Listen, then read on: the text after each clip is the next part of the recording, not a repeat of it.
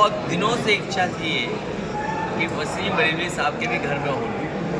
बीच में वो तकलीफ परेशानी में थे, मैं उनसे दिल्ली भी मिलने गया था, जहाँ न केवल बरेली बल्कि वसीम बरेलवी साहब का दुनिया में एक अपनी पहचान है, अपना नाम है, उनका जो हुनर है वो अपने तरह का है। इस बहाने जहाँ एसआईआर हो रही है, वहीं आपके माध्यम से मैं अपील करना चाहता हूँ सभी अपने कार्यकर्ता नेताओं से कि एसआईआर को बहुत सावधानी से, बहुत सिंसियरली होकर, बहुत जो जानकारी मांगी गई है और जो जानकारी देनी है हमारे वर्कर्स को और आम लोगों से भी मैं अपील करता हूँ कि उनका वोट ना छूट पाए। हालांकि ये जो एक्सरसाइज है ये जिम्मेदारी चुनाव आयोग की है कि कोई भी वोट जो वोटर है वो वोटर लिस्ट में शामिल रहे और उस वोटर लिस्ट से उसका नाम न कटे।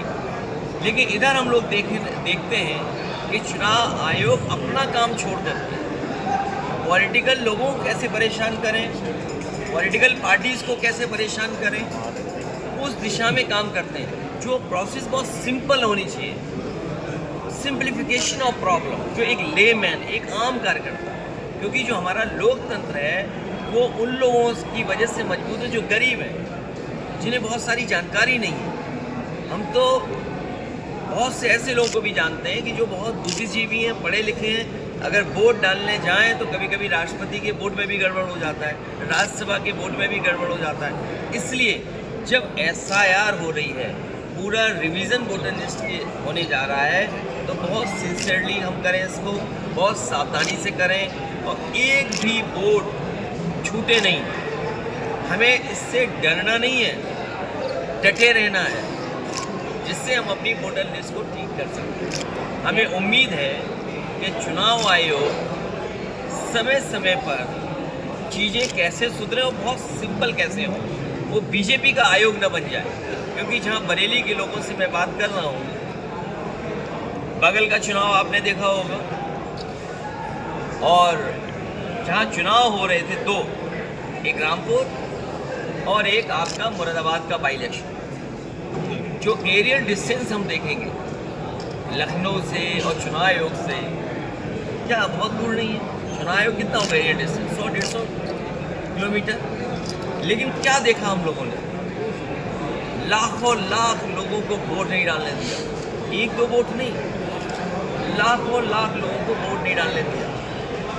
और उससे पहले एक्सरसाइज जो की थी रामपुर में कि पुलिस लगा दी जाए, आप वोट डालने नहीं जा सकते, वो तस्वीरें हैं, वो वीडियो हैं। कोई ये चैनल नहीं कह सकता जिसके आप वीडियो ना हो, कोई पत्रकार ही नहीं कह सकता कि वो वीडियो फेक है, डॉक्यूमेंटेड है। लेकिन एक एक शिकायत की गई चुनाव आयोग को, चुनाव आयोग ने किसी पे कार्रवाई नहीं की। इसी तरह जब चुनाव हुआ वहाँ पर उधर की में एक कौन प्रिसाइडिंग ऑफिसर बनेगा, कौन बूथ पर जाएगा, कौन पुलिस रहेगी, कौन एसओ रहेगा, किसको कहाँ ड्यूटी मिलेगी, कितने प्राइवेट ड्रेस में वोट डालने जाएंगे, कहाँ रेड मार्क लगेगा। तो ये जो व्यवस्था की थी चुनाव आयोग को कहते रहे, लेकिन चुनाव आयोग ने कोई परवाह नहीं की, कोई कार्रवाई नहीं की। और मैं आपको दावे के साथ कह सकता हूँ, जो लोकसभा का चुनाव था, अगर कई अधिकारी बेईमानी न करते, कई अधिकारी बेईमानी न करते, तो देश का परिणाम ही दूसरा होता। भारतीय जनता पार्टी दिल्ली में सरकार नहीं होती। दूसरा, सुना है यहाँ पर जिलाधिकारी आए हैं, किस जिले से आए हैं? अम्बेडकर नगर से आए हैं। कटहरी में ये भारतीय जनता पार्टी के जिलाध्यक्ष बन के काम कर रहे हैं। तो जब अधिकारी बीजेपी के बन जाए, आयोग जिनसे काम लेना चाहे वो बीजेपी के हो जाए, तो सोचो लोकतंत्र कितना मजबूत हो। हमारा संविधान बाबा साहब भीमराव अम्बेडकर जी ने रास्ता जो दिखाया है, हमारा लोकतंत्र कैसे मजबूत हो, किस दिशा में जाए, उसके लिए जो जिम्मेदार लोग हैं अगर वही अन्याय करें, इसलिए हमने कहा कि हमारे लोग सीसीटीवी बन करके देखेंगे और पीपीटी, पीडीएफ प्रहरी बन करके नज़र रखेंगे और हमारे किसी भी कार्यकर्ता का वोट न छूटे। आम जनता से भी हमारी अपील है कि बनाएं। और जो बुनियादी सवाल हैं, ये एसआईआर क्यों कर रहे हैं? हमें आपको काम दे दिया, अब 3 महीने आप सरकार के बारे में सोचो ही मत, आपका वोट लिस्ट में है कि नहीं है वही सोचिए। और महंगाई कहाँ पहुँच गई, बेरोजगारी कहाँ है, किसान की आय दोगुनी कहाँ हो रही है, और जो सरकार ने वादे किए थे वो पूरे कितने हुए।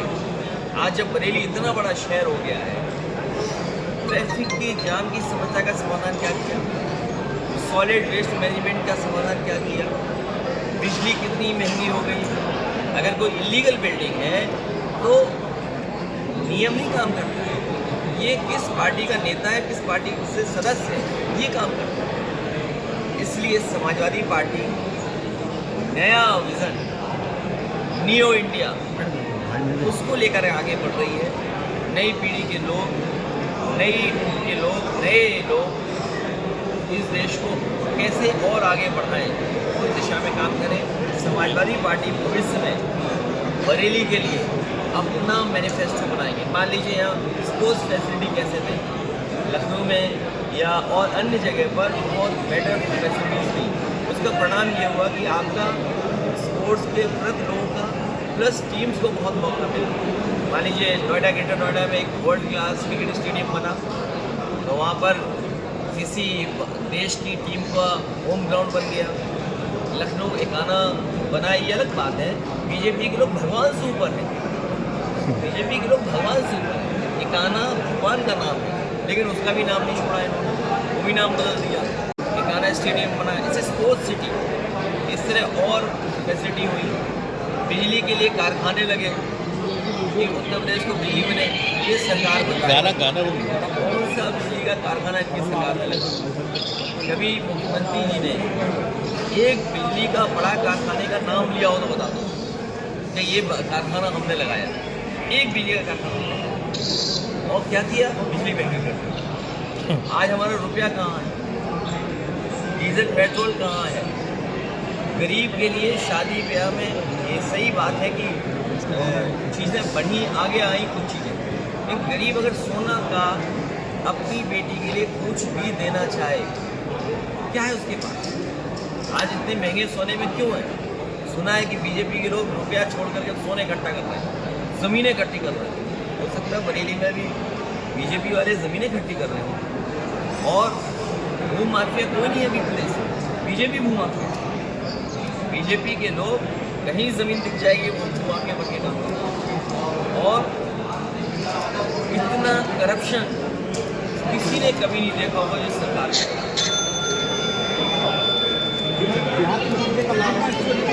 में। बिहार में तेजस्वी मुख्यमंत्री बने जा रहे हैं, कोई कंफ्यूजन नहीं है। और नहीं, अरे इन चैनल का क्या माने, अरे नहीं, वो बातें हम दोबारा क्यों दोहराएं, जो बातें आप खुद जानते हो, खुद शर्मिंदा हो। हम तो लखनऊ में थे, प्रेस के लोग खुद शर्मिंदा हैं कि बताओ इतने अच्छे खासे हमारे हीरो को मार दिया। धर्मेंद्र यादव ने धर्मेंद्र को मार दिया, बताइए कितने बड़े स्टार के साथ क्या किया, कौन कौन चैनल मार दिया। इनका कहना हमने मान लिया तो हमने भी ट्वीट कर दिया। अच्छा, हम ही नहीं है, देश के बहुत बड़े बड़े नेता हैं, तो अब कैसे यकीन करें हम चैनल को, हम किस चैनल को यकीन माने।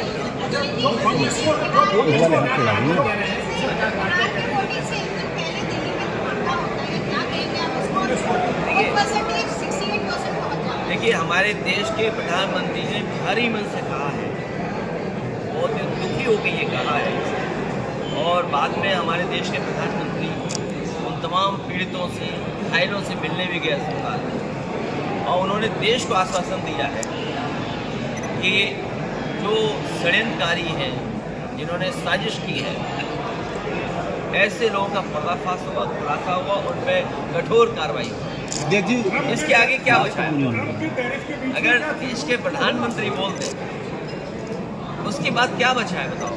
अगर आपके पास कोई ऐसी न्यूज़ हो कि कराची कब्जा कर लिया तो बता दो।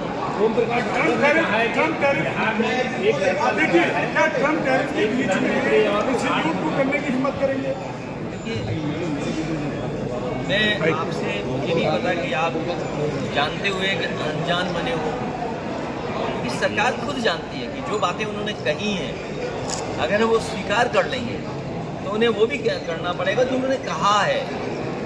उसके लिए तैयारी क्या है आपकी? इसलिए हमें सबको, जितने लोग हैं, सबको जो प्रधानमंत्री जी ने कहा है उस पर भरोसा करना चाहिए। उन्होंने भारी मन से बहुत दुखी होकर ये कहा है कि ऐसे लोग जो लोग साजिश षड्यंत्र करते हैं उनके खिलाफ कड़ी कार्रवाई होगी। अध्यक्ष जी,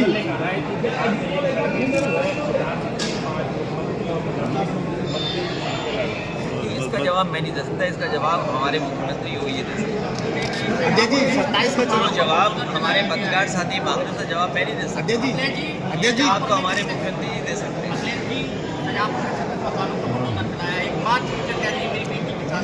देखिए ये जो बुलडोजर कल्चर है इसको कभी कोई स्वीकार नहीं कर सकता। अनकॉन्स्टिट्यूशनल, अनडेमोक्रेटिक है और बहुत ही खराब फैसला है। सुप्रीम कोर्ट ने समय समय पर सरकार को कहा है कि बुलडोजर संस्कृति नहीं हो सकती, बुलडोजर सॉल्यूशन नहीं है। अगले जी बिहार का चुनाव निकल चुका है, 27 के चुनाव पे क्या कहना चाहेंगे? उससे क्या, वो तो कार्यक्रम चलते ही हैं। अब मान लीजिए नया साल आएगा, क्रिसमस आएगा, कौन रोक लेगा? तो त्योहार कार्यक्रम तो चलते ही होते हैं, अध्यक्ष जी होना भी चाहिए। अध्यक्ष जी बिहार का चुनाव निकल चुका है, 27 के चुनाव की क्या तैयारी है? क्या अकेले चुनाव लड़ेंगे या गठबंधन के साथ पूरा चुनाव लड़ा जाएगा? 27 का चुनाव आप लोग जिताने जा रहे हैं। आप हमारे पत्रकार साथी जिताने जा रहे हैं। तो आपने जो मुद्दे बनाए उन्हीं पर चुनाव होगा। तो होंगे सर, कोई भरोसा नहीं, इसका गाना उसका गाना। अखिलेश जी योगी जी कह रहे हैं स्कूलों में वंदे मातरम अनिवार्य किया जाएगा। वो देखिए, उनकी बात इसलिए मत मानो, जब उनकी कुर्सी हिलती है तो क्रिमिनल हो जाते हैं।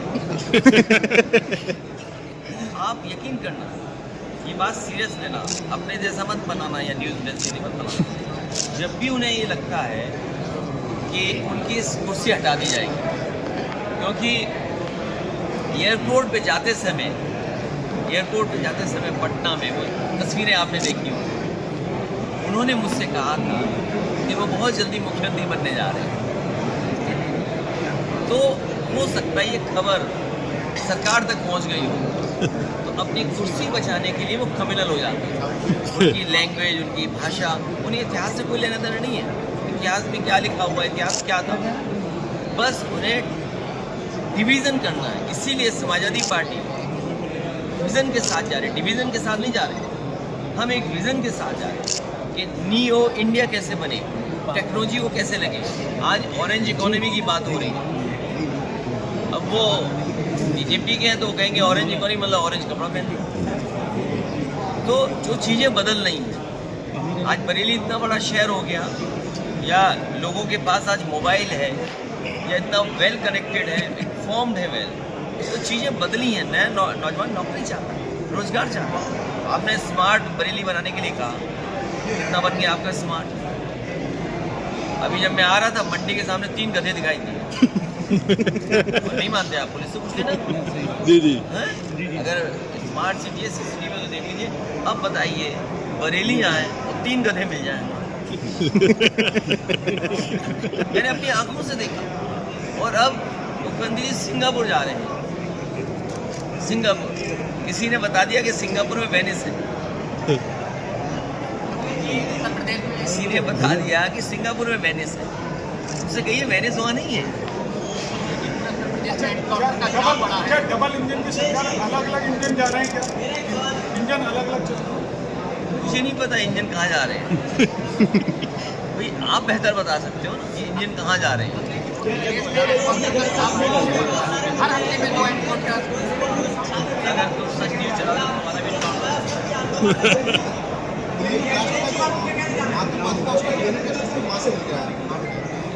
वो तो एक प्रोसेस है। ये सब चीज़ें होंगी। ये कब हो रही है एक्सरसाइज? जब घटना हो गई था। आपकी इंटेलिजेंस फेलियर क्यों है? सर बरेली से इंटेलिजेंस फेलियर क्यों है?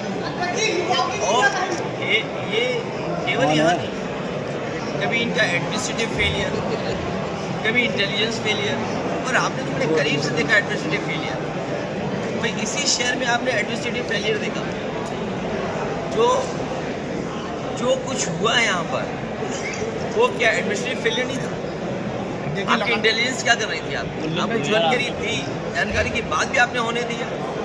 अगर मान लीजिए यहाँ पर घटना के बारे में जानकारी सोशल मीडिया पे चल रही है, उसके बाद होने दिया आपने, तो वो तो देश की बात है। आज मैं एक वीडियो देख रहा था, न्यूज़ में एक चैनल में देख रहा था कि महाराष्ट्र में एक ड्रोन शादी में दूल्हे को जो भी कोई घटना हुई, वो ड्रोन से वो ट्रैक कर रहा है उस बाइक को। बताओ, एक सामान्य व्यक्ति ड्रोन से ट्रैक कर सकता है, और हम तो मून पर, सैटेलाइट पर न जाने कहाँ जा रहे हैं। सोचिए आज की टेक्नोलॉजी कहाँ पहुँच गई, सोचिए। यूपी सरकार तो ने कहा जब टेक्नोलॉजी है आपके पास, आपका एक कॉम्पिटेंट अधिकारी है, उसके बाद आपके इस देश में ऐसी घटना हो रही है। और कहाँ जो हमारा प्रतीक है आज़ादी का, जहाँ पर एक प्रधानमंत्री की न जाने कितने प्रधानमंत्री भाषण हुए, वहाँ पर ये घटना होना। सरकार बनाएंगे, पत्रकारों के लिए क्या करेंगे? उनकी सुरक्षा हेतु नेताजी पत्रकारों की सुरक्षा हेतु बचा लो। सर मायावती तुम अखबार नहीं हो बेटा, अखिलेश जी मीडिया नहीं तो अखबार नहीं। अखिलेश जी मायावती यूपीए सरकार में प्रधानमंत्री कहते यूपीए सरकार में प्रधानमंत्री कहते थे ये कैसा पत्रकार है? कह रहा मैं मोदी मीडिया ही नहीं हूँ। अखिलेश जी यूपीए सरकार में प्रधानमंत्री ये सरकार मतलब हमारे नौजवान साथी सरकार मतलब। अखिलेश जी मायावती जी ने यूपीए सरकार में प्रधानमंत्री कहते थे कि बॉर्डर पर है सरकार के अंदर में फिर आतंकवादी कैसे मायावती जी ने योगी जी की तारीफ की है। अभी बहुत विकराल जो रैली की थी, क्या लग रहा है इससे आने वाले समीकरण क्या हो सकते हैं? आपको नहीं लगा? आप बता दीजिए सुनने के लिए। अरे नेताजी, आप अगर सरकार में आते हैं 27 में तो सवाल पत्रकारों के लिए क्या करेंगे? उनकी सुरक्षा हेतु सर और सिक्योरिटी बस यही सुरक्षा प्रदान होना चाहिए। और हमें उम्मीद है कि समाज, पॉलिटिक्स, देश तब होगा जब आप भी सच्चे हो, जी आप भी सच्चे हो और निष्पक्ष करेंगे, तो उतना ही हमें भी लाभ होगा, समाज को भी लाभ होगा, पॉलिटिकल सिस्टम भी बेहतर होगा। अगर आप लोग भी बाइस्ड होंगे, हालांकि सवाल तो एक छोटे से कार्यकर्ता ने पूछा है या पत्रकार ने, लेकिन सवाल बड़ा महत्वपूर्ण है। सर 27 का चुनाव देखते हैं, युवाओं में आप कितना देखते हैं, युवा आपके साथ कितना आएगा सर 27 के चुनाव में? आज आपका कोई काम नहीं किया तो हमें भी जाने से पूछेंगे और अपना चलिए बहुत सर है कि आप सबसे सर एक सवाल सर बरेली में 27 मकान अरे ये भी सही ये बीजेपी का सबसे ज़्यादा इलीगल कंस्ट्रक्शन हो। कोई बात नहीं। मुझे याद है एक बार मैंने सूची निकलवाई थी बरेली डेवलपमेंट कॉर्पोरेशन की, उसमें कई ऐसे लोग हैं जिनकी बहुत इलीगल बिल्डिंग बनी हुई है, कई हॉस्पिटल्स हैं, नर्सिंग होम है, और लैंड यूज भी चेंज नहीं किया। तो भारतीय जनता पार्टी से हमारा इतना ही कहना है कि आप चिन्हित करके मुसलमान का है या समाजवादी पार्टी का है, ये रवैया नहीं होना चाहिए। क्योंकि आज अगर आप इनके गिरा रहे हो, आपके भी तो इलीगल हैं, तो ये तरीका नहीं अपनाना चाहिए। अजय जी, कहा जा रहा है कि जो दिल्ली में माध्यम है उसमें 6 दिसंबर को बहुत बड़ी साजिश हुई जिसको नाकाम किया गया है पूरे देश को दिलाने की। कौन बता रहा है? ऐसा एजेंसियां कह रही हैं। एजेंसी को ये कहना चाहिए, मेरे को किसी से एजेंसी से कोई कहना नहीं है। पूरा देश, आम लोग बोले या ना बोले, लेकिन अगर बार बार इंटेलिजेंस फेलियर हो, आपको कोई जानकारी नहीं मिल रही है, घटना हो जा रही है, तो कहीं ना कहीं कोई पूछेगा ना सवाल क्या भाई इंटेलिजेंस फेलियर कैसे हो रहा है, हमारी इंटेलिजेंस क्यों नहीं मजबूत है? उसके लिए हमें फंड और देने चाहिए, कॉम्पिटेंट अधिकारियों को और देना चाहिए उन्हें मौका। कहीं ना कहीं हमें इंटेलिजेंस को और स्ट्रॉन्ग करना होगा।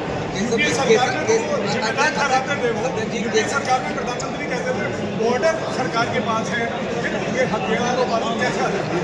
जैसे एक चीज बता दूँ मैं आपको, ये तो ऐसे ही है, हमारा मुल्क हमारे कप्तान है। बीजेपी 2 चीज़ें कभी नहीं बताएगी। और आप पूछ लेना जाओ, सुना है बहुत VIP आए हैं इस शहर में आज। एक जो राशन जिनको मिल रहा है उनकी पर कैपिटा इनकम, जो हमारे गरीब जिनको राशन दिया जाता है उनका पर कैपिटा इनकम, ये पर कैपिटा इनकम सबकी बताता है, देश की पर कैपिटा इनकम। लेकिन एक सूझबूझ के साथ अगर एक पॉलिटिकल पार्टी ये कहे कि वो लोग जो राशन जिनको मिल रहा है उनकी पर कैपिटा इनकम क्या है, और दूसरा बीजेपी के लोग कोई भी भाषण भारत माता की जय, भारत माता की जय के बिना नहीं शुरू करते। और अभी मेरे साथी कह रहे थे कि वंदे मातरम को लेकर के कुछ चीज़ें उन्होंने कही हैं। भारतीय जनता पार्टी वाले मैं अपनी ज़िंदगी गुजरी मेरी, जब मैं स्कूल में था प्रेयर से लेकर के एंड तक हर दिन या फिर जनगण गाते थे या वंदे मातरम गाते थे, और सारे जहाँ से अच्छा भी गाते थे। किसी भी मिलिट्री स्कूल को आप देख लीजिए, किसी भी सैनिक स्कूल को देख लीजिए जाके। सवाल ये है कि इतना राष्ट्रभक्त नहीं आप ये लोग, लेकिन इनसे पूछो कि भारत का क्षेत्रफल 2014 में क्या था, और आज जब हम और आप लोग बैठे हैं जो 2026 आने वाली है, कि 2026 में भारत का क्षेत्रफल क्या है, ये मैंने लोकसभा में पूछा था और मैं फिर पूछता हूँ आपके माध्यम से कि जो लोग ये नहीं बता सकते हैं क्षेत्रफल, वो हमें इन्हीं चीज़ों में उलझा के रखेंगे, SIR में या हिंदू मुस्लिम में। चीज़ें गवर्नमेंट से प्रायोजित है, अगर गवर्नमेंट ही स्पॉन्सर करे कुछ चीज़ों तो आप कैसे बचोगे? तो गवर्नमेंट की जिम्मेदारी और आपकी भी जिम्मेदारी है कि हमें उम्मीद है कि सच पहुँचाएँ। अब 2 सवाल मैं छोड़ के जा रहा हूँ आपके सामने, महंगाई का, बेरोजगारी का नहीं। जिन लोगों को राशन सरकार दे रही है उनकी पर कैपिटा इनकम क्या है, और हमारा क्षेत्रफल भारत का 2014 में क्या था और आज 2026 में क्यों है, ये बात मैं इसलिए बोल रहा हूँ। यहाँ से एरियल डिस्टेंस क्या होगा, क्या चीज़ हमारे बगल में है। इस चीन को बीजेपी की सरकार ने ज़मीन भी दे दी और हमारा बाजार भी दे दिया।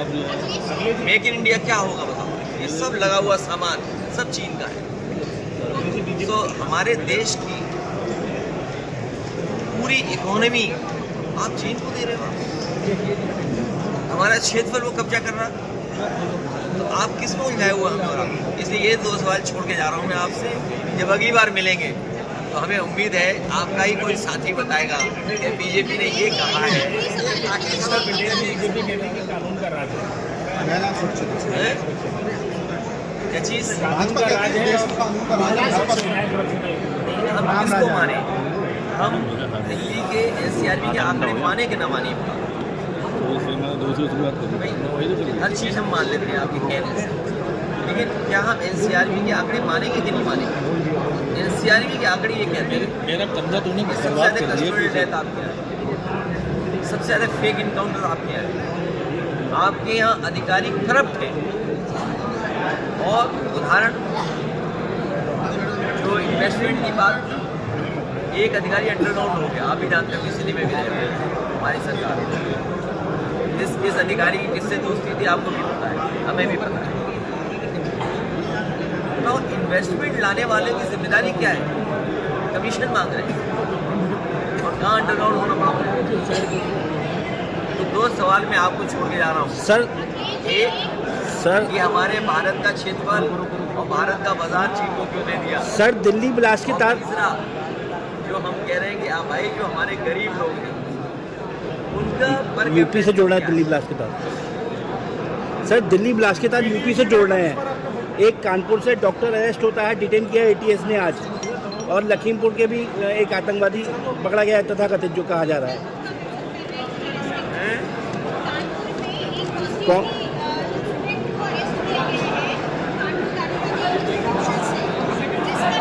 एक डॉक्टर एजेंसी तो सर एजेंसी भाई एजेंसी या जो भी भारत सरकार ने जो कहा है कि हम साजिशकर्ताओं को पकड़ेंगे, लेकिन इंटेलिजेंस फेलियर तो नहीं था ऊपर। जी एक आखिरी सवाल